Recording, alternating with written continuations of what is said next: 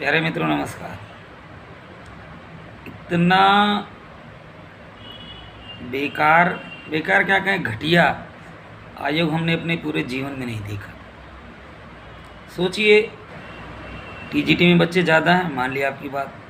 PGT में बच्चे थोड़े कम हैं, ठीक। अगर आपको लगता है वहाँ भी कम हैं तो आप टुकड़ों में एग्ज़ाम करवा लीजिए। सबके पेपर तो आप कॉमन कोई पेपर है नहीं, एक एक हफ्ते में करके करवा लीजिए। अगर सब्जेक्ट ज़्यादा हैं तो उनको टुकड़ों में बांट दीजिए। एक हफ्ते में 5 सब्जेक्ट का, अगले हफ्ते में 5 सब्जेक्ट का, अगले हफ्ते में 5 सब्जेक्ट का, उस टाइप का कुछ करके आप एग्ज़ाम करवा लीजिए। एग्ज़ाम रेलवे भी करवा रहा है, रेलवे बोर्ड एग्ज़ाम नहीं करवा रहा है, एग्ज़ाम एसएससी करवाता है, सारे करवाते हैं। अगर आपसे लग रहा है कि बच्चे बहुत ज़्यादा हैं, आपसे समझ नहीं रहे हैं, पेपर लीक हो जाएगा, जो भी सारी समस्याएं आ रही हैं, तो आप पेपर को टुकड़ों में करके करवा लीजिए। पूरे उत्तर प्रदेश का सत्यानाश मार दिया है आप लोगों ने। खासकर योगी सरकार ने तो ये पूरा एजुकेशन का जो सिस्टम उसको बर्बाद कर दिया है। क्या ही कहा जाए, बताइए।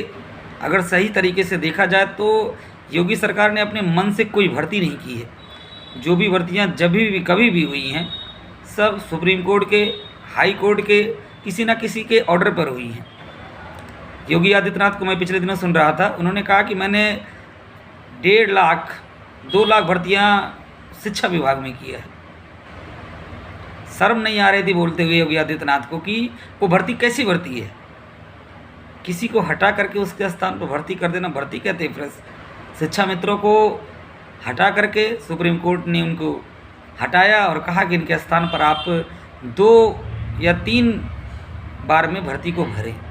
तो योगी सरकार ने पर वो भी काम पूरा नहीं कर पाया। अभी उसमें 27,000 भर्ती खाली है। 69,000 का तो बाकी पूरी दुनिया जान रही है कैसा है, आरक्षण का गजब निराला खेल चल रहा है। साथ ही साथ इन्होंने एक भर्ती और करवाई, यूपी टीजीटी पीजीटी 2021। वो भी किसके, सुप्रीम कोर्ट के ऑर्डर पर तदर्थ सचिवों को हटाया गया था।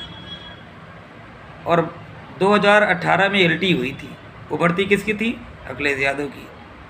उसको सिर्फ इन्होंने पूरा किया। अब एक बार में देख लिया जाए कि सरकार ने अपने मन से क्या कोई शिक्षक भर्ती दी है, नहीं दी है।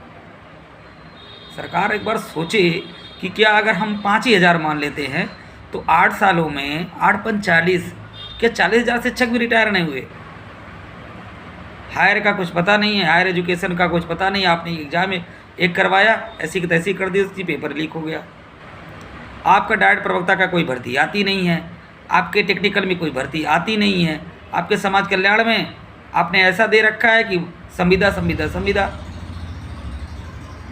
कैसा नियम कानून आपने बना रखा है, पूरे देश को संविदा वाली कर दे रहे हैं। अरे जो भर्ती आप संविदा पे करते हो, इतने बेरोजगारी का आलम है, हर बच्चा कहीं ना कहीं जाएगा। आप उसको परमानेंट भरिए, बच्चे क्यों जाएंगे संविदा पर। आप आउटसोर्सिंग का नियम कानून बनाते हो, आउटसोर्सिंग का नियम कानून से बढ़िया है कि आप अपने गवर्नमेंट में भर लो। क्यों जरूरत है आउटसोर्सिंग बनाने की। जो ये तांडव कर रहे हो ना आप, लग रहा है कि बस जीवन भर आप ही राजा रहोगे। ज़्यादा चलने वाला नहीं है। हमने अच्छे अच्छों को देखा है, धरातल पर आते हुए टाइम नहीं लगता है। और आपकी भी ज़्यादा टाइम नहीं है, 27 में जनता आपको बता देगी। फिर आप बैठ करके मंदिर में ना जो घंटा की बात करते हो, घंटा ही बजाना।